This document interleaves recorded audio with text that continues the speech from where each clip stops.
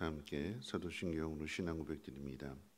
전능하사 천지를 만드신 하나님 아버지를 내가 믿사오며 그 외아들 우리 주 예수 그리스도를 믿사오니 이는 성령으로 잉태하사 동정녀 마리아에게 나시고 본디오 빌라도에게 고난을 받으사 십자가에 못 박혀 죽으시고 장사한 지 사흘 만에 죽은 자 가운데서 다시 살아나시며 하늘에 오르사 전능하신 하나님 우편에 앉아 계시다가 저리로서 산 자와 죽은 자를 심판하러 오시리라.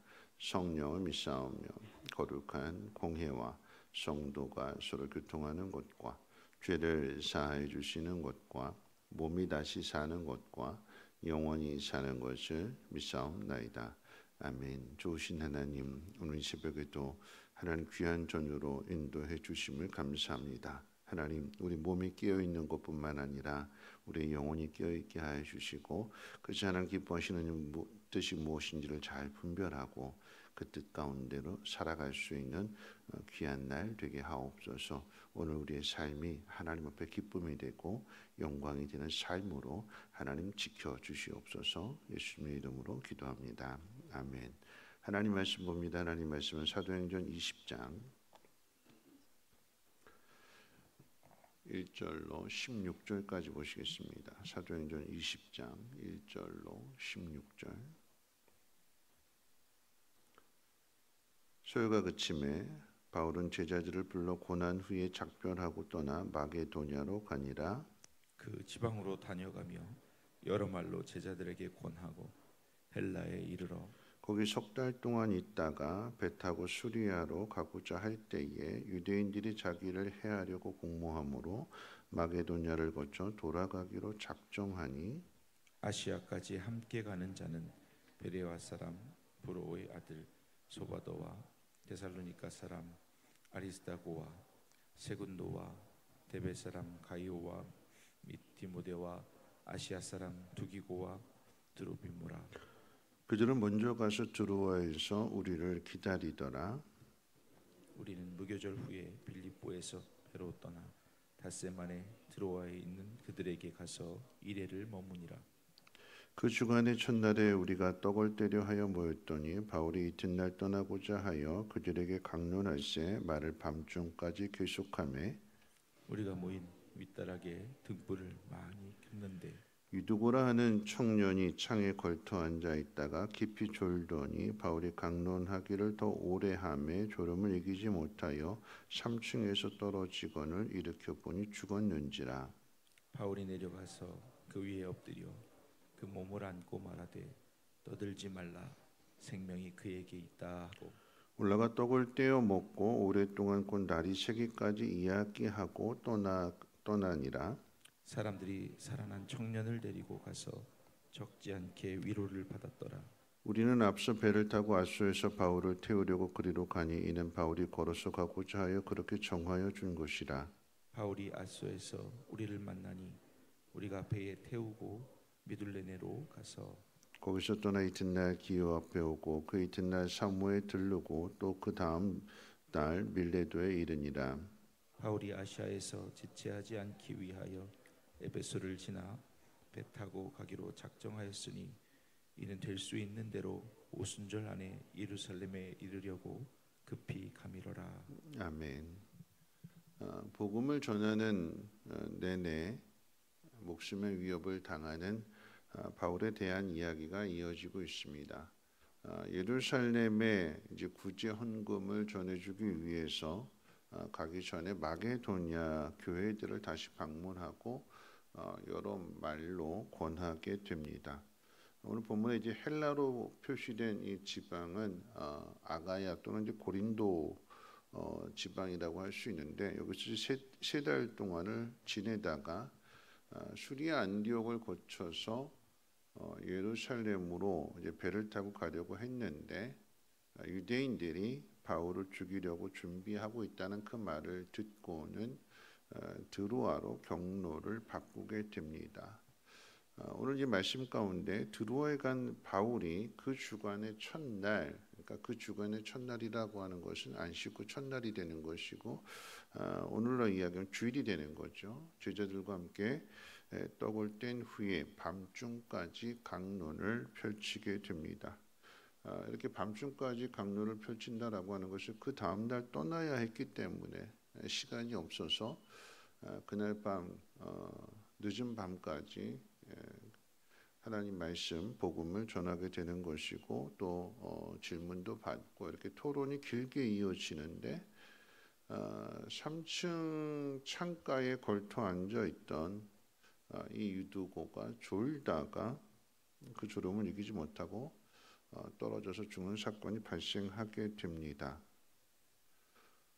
여러분이 오늘 유두고에 대한 이야기를 잠깐 하고 하는데 여러분 이 본문 말씀 가운데 유두고 죽은 사건을 통해서 우리가 교훈을 얻는다면 어떤 교훈을 얻을까요? 이 새벽에 졸지 맙시다 그런 교훈을 얻어야 되는 걸까요? 졸면 떨어져 죽습니다. 그런 교훈을 얻게 되는 걸까요? 유두고의 뭐 잘못을 이야기할 수도 있겠지만 이런 이야기가 뭐냐면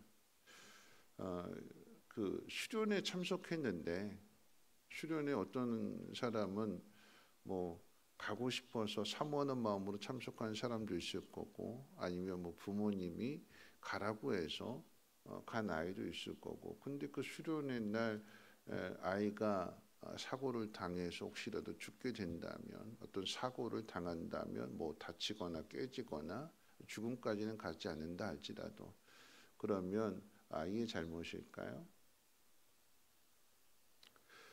난 가고 싶지 않았는데 가서 이렇게 됐다. 그런 교훈을 얻게 되는 걸까요? 그럼 이 유두고가 이 안식 후 첫날 주일날 저녁 늦게까지 바울이 전하는 그 메시지를 듣는다라고 하는 것 자체도 참 귀한 겁니다. 왜냐하면 우리처럼 주일날 쉬는 날이 그 당시는 아니거든요. 안식일 날 쉬었고 물론 이방이긴 하지만 그런데 어쨌거나 이 유두고도 청년이고 뭐 이랬을 것이고 저녁 늦게까지 이렇게 말씀 듣는 게 결코 쉬운 일은 아닌 거죠. 떨어져 죽었어요. 왜 이런 일이 발생했느냐라고 하는 거죠.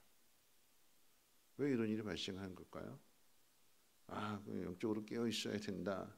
물론 그렇게 이야기할 수도 있겠지만 이 장소 자체가 오늘 말씀 가운데 보면 창가에 건터 앉았는데 거기에 등불을 많이 켰다고 그랬어요. 등불을.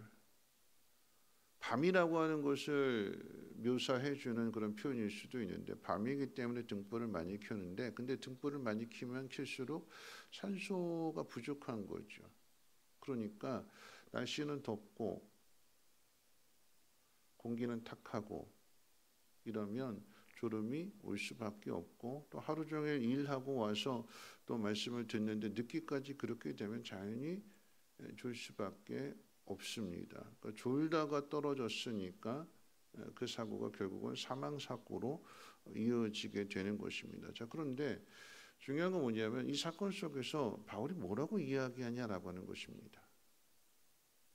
말씀을 듣는 가운데 오늘날로 이야기하면 부흥회하고 있는데 집회하고 있는데 떨어져서 죽은 사고가 나게 되니까 갑자기 이제 초라하게 되는 것이고 이제 난리가 나게 되는 거죠. 그런 상황에서 바울이 뭐라고 이야기하냐면 이렇게 이야기합니다. 떠들지 말라. 생명이 그에게 있다. 육체적으로는 사망했다고 숨을 쉬지 않는다고 호흡하지 않는다고 사망 선고를 내렸는데 죽었다고 했는데 근데 바울은 떠들지 말라 생명이 그에게 있다라고 이야기합니다. 그리고는 죽은 것이 아니었기 때문에 막 기도하거나 뭐 이런 내용이 전혀 없어요.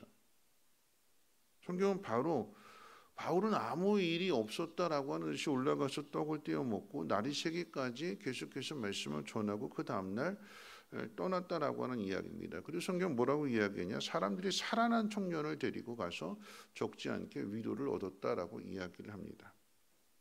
저는 이 말씀을 통해서 두 가지를 이야기하려고 하는데 첫 번째는 무엇이냐면 성령의 증거입니다. 여러분, 이 사도행전은 성령 행전이라고 이야기합니다.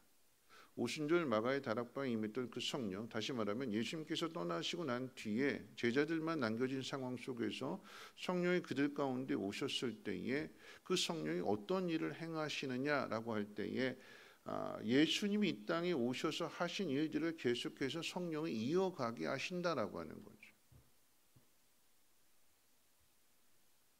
죽은 것이 아니다. 떠들지 마라. 여러분, 이 이야기는 예수님이 누가복음 8장 가운데 야이로의 딸 죽었습니다. 아이가 죽었습니다. 숨을 쉬지 않습니다. 그렇게 이야기할 때 예수님께서는 죽은 것이 아니라 잔다 그랬어요. 잔다. 예수님만 그러신 것이 아니라 다비다를 베드로가 살려내잖아요. 죽은 다비다를 살려내죠. 예수님만 죽은 사람을 살리는 것이 아니라 예수님의 수제자인 베드로도 죽은 다비다를 살려냅니다. 죽은 다비다를 살려냄으로써 이 베드로가 예수님의 사도다라고 하는, 유대인의 사도다라고 하는 것을 확실하게 증명하는 거죠. 예수님이 계시지 않아도 베드로를 통해서 예수님의 일이 이어진다.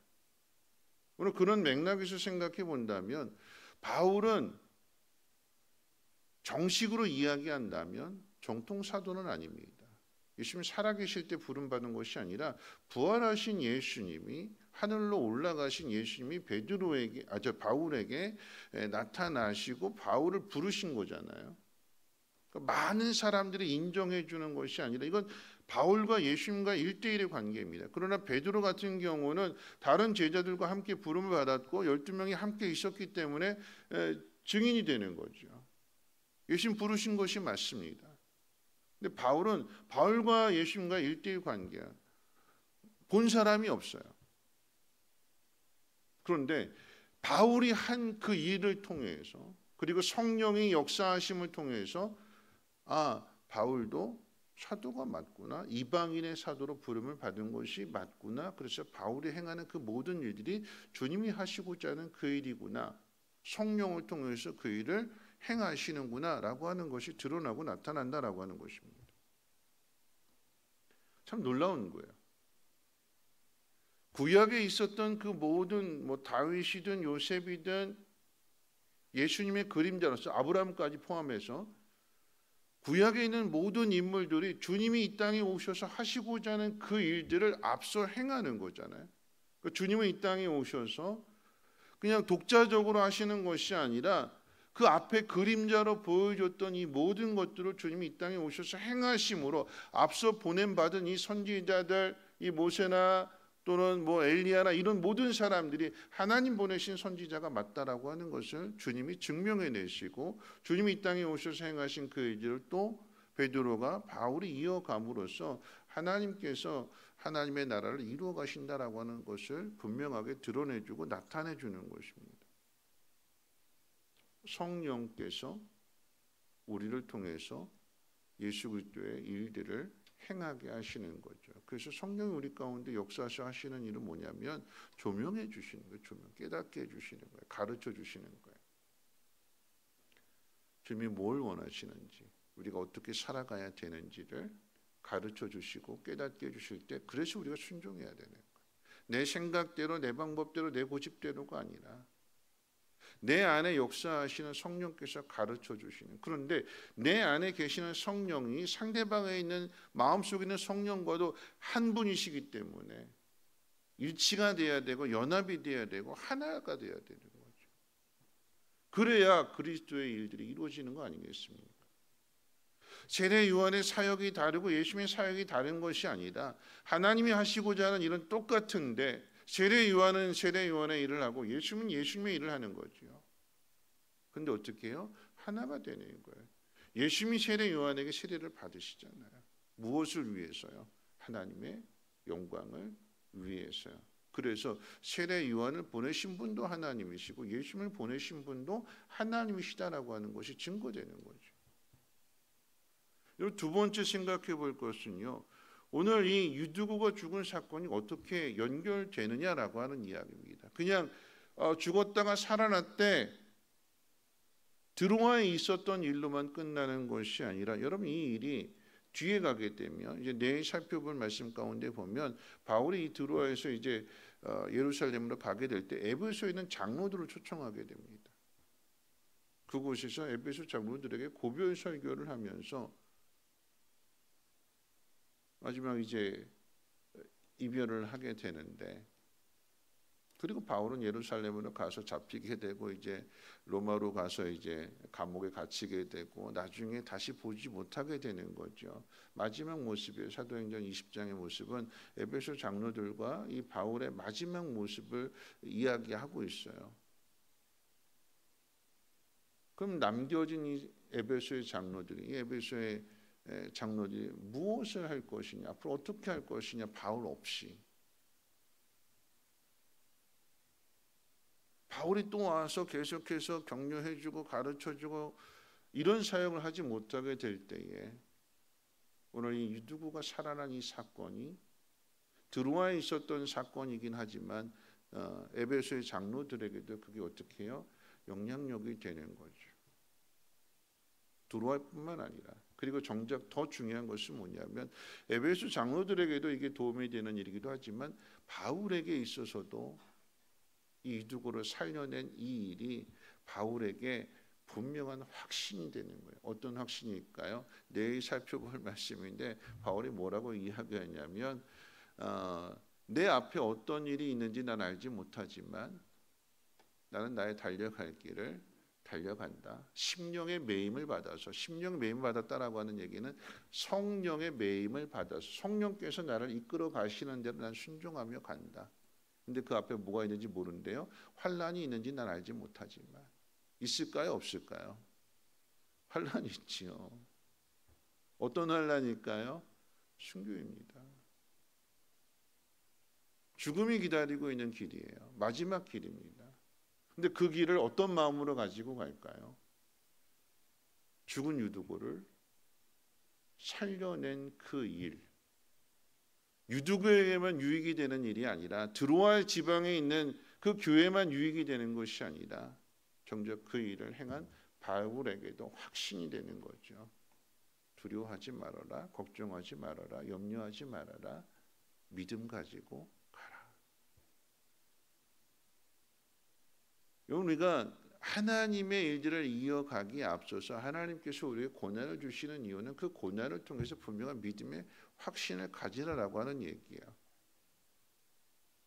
그 믿음의 확신을 갖게 될 때에 그 고난이 기적으로 바뀌게 되었을 때 하나님 찬송하고 하나님께 영광 돌리는 것으로 끝이 아니라, 여러분 우리 사역은 끝나지 않습니다. 고난 다음에 기적, 은혜라고 이야기할 수 있는데 그 다음 뭘까요? 은혜 다음에 그 다음 뭘까요? 또 고난, 더 큰 고난. 더 큰 고난 다음에 뭘까요? 더 큰 은혜. 더 큰 은혜 다음에 또 뭘까요? 더 큰 고난. 더 큰 고난. 왜 이렇게 하시는 걸까요? 우리를 다듬어 가시는 거예요. 여러분 이 신약 시대에 일어난 일들이 그냥 신약 시대에 그냥 단순하게 일어난 일이 아니라 이게 구약 시대에 있었던 일이에요. 엘리야가 사르밧 과부의 집에 머물렀을 때 사르밧 과부의 아들이 죽습니다. 근데 엘리야가 뭐라고 이야기하냐면, 우리는 엘리야 그러면 갈멜살만 생각하잖아요. 갈멜살. 근데 엘리야의 기질적으로 본다면 그렇게 믿음이 좋은 사람이 아니에요. 왜냐하면 그 갈멜산 기적 사건 다음에 그 로뎀나무 사건이 있잖아요. 낙심해서 그만했으면 좋겠어요. 나 더 이상 못하겠어요. 이러잖아요. 근데 그런 그 낙심한 모습이 19장에만 있는 것이 아니라 17장에도 있어요. 이 18장 갈멜산 사건 전에 사르밧 과부의 집에 머물렀을 때 이 엘리야가 사르밧 과부의 아들이 죽잖아요. 그러니까 그 모든 원망을 다 엘리야에게 쏟아붓는 거예요. 당신 때문에 내 죄가 생각이 나서 하나님께서 내 죄 때문에 내 아들 죽인 거 아니냐, 결국 당신 우리 집에 와가지고 이 불행이 온 거다 하고 막 모든 원망을 쏟아내니까 엘리야가 뭐라고 이야기하냐면 이렇게 이야기합니다. 주께서 또 내가 우고하는 집 과부에게 재앙을 내리사 그 아들이 죽게 하셨나이다. 또 그럼 앞에 뭐가 있을까요? 앞에 이스라엘 땅에 내린 흉년, 재앙이잖아요.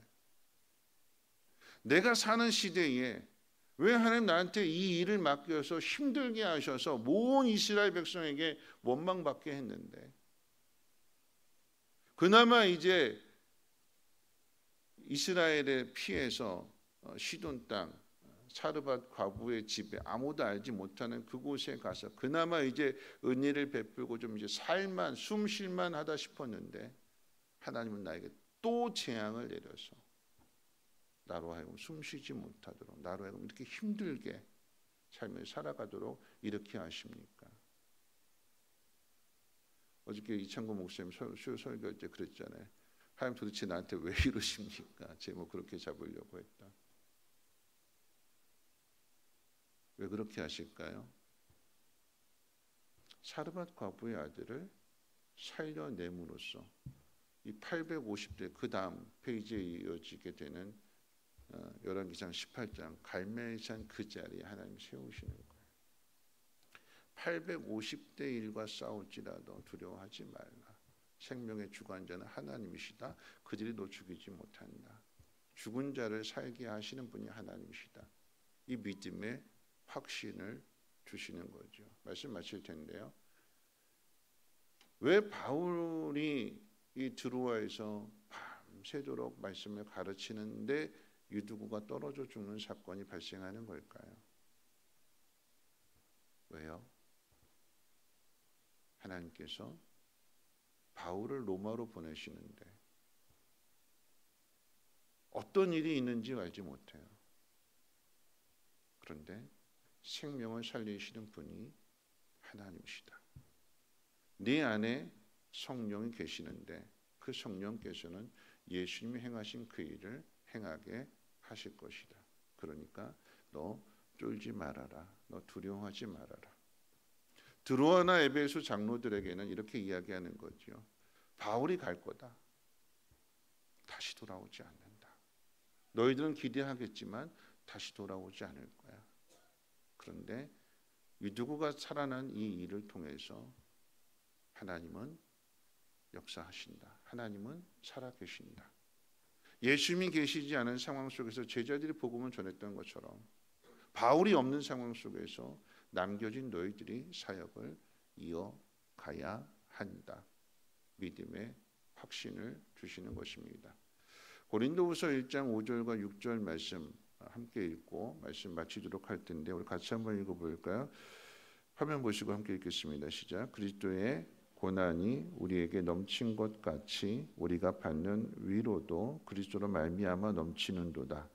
우리가 환난 당하는 것도 너희가 위로와 구원을 받게 하려는 것이요 우리가 위로를 받는 것도 너희가 위로를 받게 하려는 것이니 이 위로가 너희 속에 역사하여 우리가 받는 것 같은 고난을 너희도 견디게 하느니라. 들어와 있는 교회가 밤늦게까지 말씀을 듣는 그 열심이 있었어요. 그런데 그 열심 속에 유두구가 죽는 사고가 사건이 생겨나지요. 불행한 일이 아니라 하나님 그 속에서 그 불행을 행복으로 바꿔주시고요. 고난을 위로로 바꿔주십니다. 여러분 앞에 어떤 환난과 고난이 있다 할지라도 여러분 그 속에서 하나님 원하시는 일들을 행하십시오. 힘들다, 못할 먹겠다 이게 아니라 성령이 충만하다라고 하는 그 증거는 고난 이기는 거라고 그랬어요. 내 안에 성령이 계시다라고 하는 것은 주님이 이런 상황 속에서 어떻게 하셨을까? 예수님을 생각하고 예수님의 일을 행하십시오. 그 속에서 위로를 얻으시고 다음 세대에게 여러분의 자녀들에게 믿음을 잘 보여주시기를 주님의 이름으로 부탁을 드립니다. 우리 찬송가 336장 함께 찬송합니다.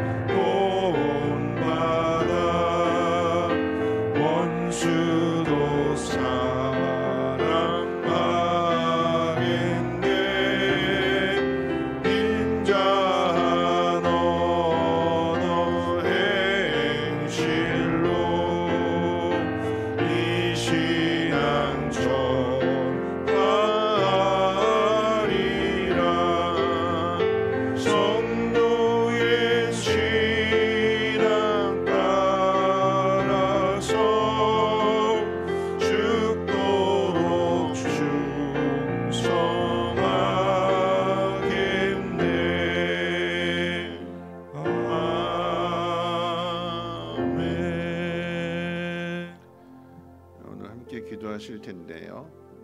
두 가지를 놓고 기도했으면 좋겠습니다. 먼저 기도해야 될 것은 우리에게도 어려움이 있습니다. 주일날 3부 예배 때